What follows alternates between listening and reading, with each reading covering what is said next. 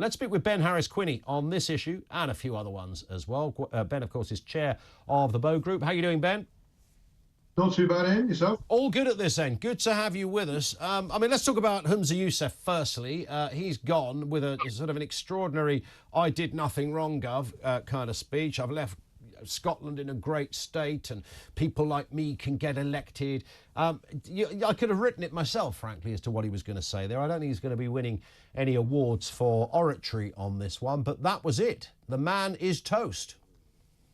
Yeah, and look, I don't think anyone cared or will care whether he was the first white, black, brown, whatever you like, SNP First Minister of that background. I think people care, as you were just detailing, about issues like cost of living, about their own livelihoods, and they do care about things like the government restricting what they can say in their own homes.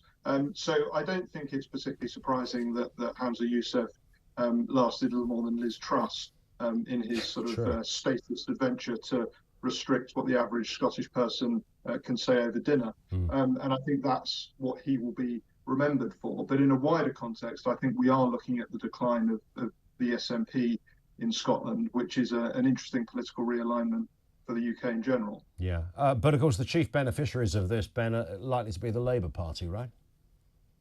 They are, yeah.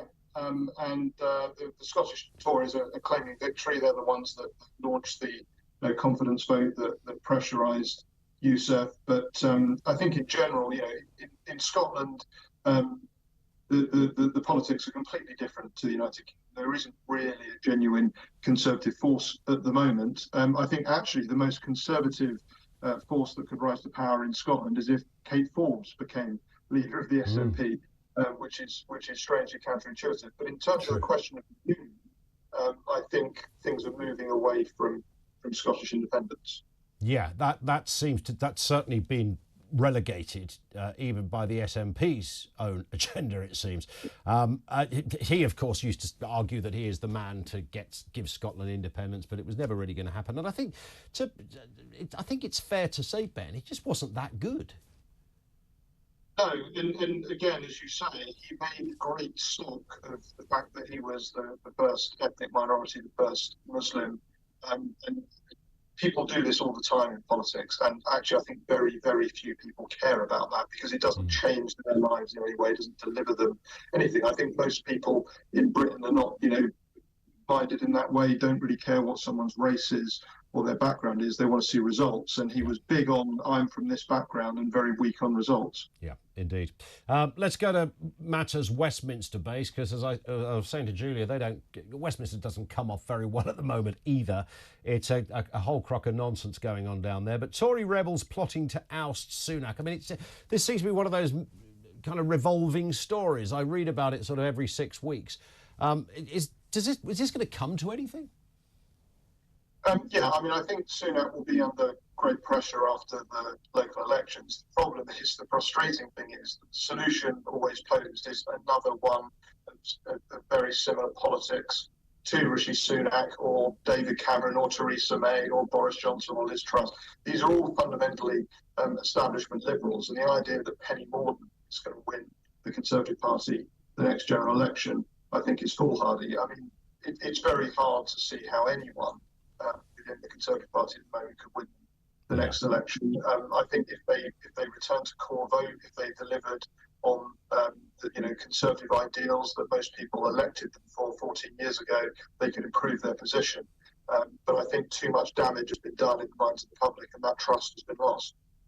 Is there a sense that this is not so much about winning, but about damage limitation, and Penny Mordaunt could deliver that at least? Yeah, I think Mordaunt would have the opposite effect, because that would signal again that they just haven't learned the lesson. We're back with someone who is, again, very, very similar politics to Sunak.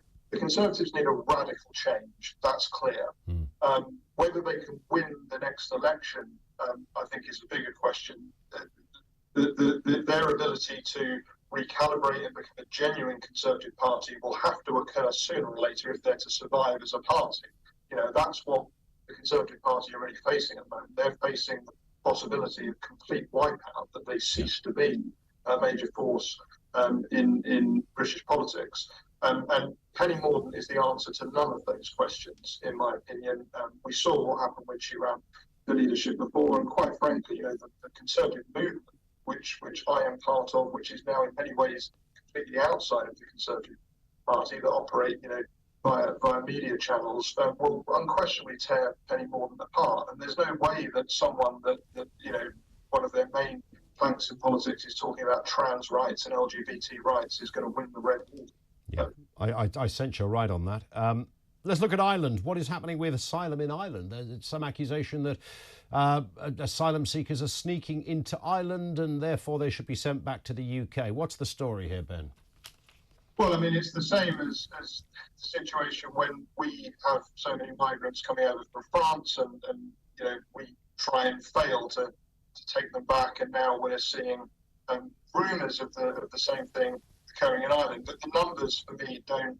I think this is a useful story for Sunak, because he can say, well, it proves the Rwanda scheme is working. But what we're actually seeing is record numbers coming in via small boats. So I don't think it would be a fair reflection to say now most people are zipping over to Ireland. What's actually happening is, I think a few people are going to Ireland, but the bigger point is that a record number of people are coming in via small boats. Indeed, but have I missed something on this story, though? How did these people get to Ireland? That's the bit I couldn't fathom. The Irish seem to be saying they've come from Northern Ireland, but how did they get into Northern Ireland to begin with? They didn't sail to Northern Ireland on a boat. No, well, I have no idea how that happened. I mean, there are a proportion of illegal migrants, asylum seekers that do go to Northern Ireland and Ireland as well. Yeah. As I say, I suspect that this is a story that is being fueled by allies of Sunak to make out the Rwanda scheme, or even the promise of the Rwanda scheme, is working. But as I say, if you look at the numbers, that doesn't seem to make sense. And we've got to remind ourselves that the Rwanda policy, the Rwanda agreement, is for 200 people. Right, that's the only agreement they have with Rwanda, and then there's a possibility of raising those numbers if things go well. I see it as very unlikely that more than a few thousand people go over to Rwanda at best. And we've got to remember that's set in the overall context of the Tories promising to end illegal immigration 14 years ago and reduce overall migration to the tens of thousands. They're so far off that it's untrue. You'd have to have every airport flying people out every minute to hit that. Indeed. Just as a very quick response, Ben, do you think if a leader prioritised potholes at the election, people would vote for them? We've got a problem here. Half the world is caving in this country. Well, I used to be a councillor, and potholes is certainly as big an issue in people's list of priorities. Of course. I happen to be a neighbour of Rod Stewart. He filled in a few of our own local potholes, and so maybe he's got the answer. But yeah, there is a general feeling that infrastructure in the UK has seen lack of attention, underinvestment, and whether it's road or rail, we need to level up, as the saying goes. Quite literally, level up. Listen, Ben, always a pleasure. Thank you for being on with us. Day one, Ben Harris-Quinney, chair of the Bow Group, with us on Talk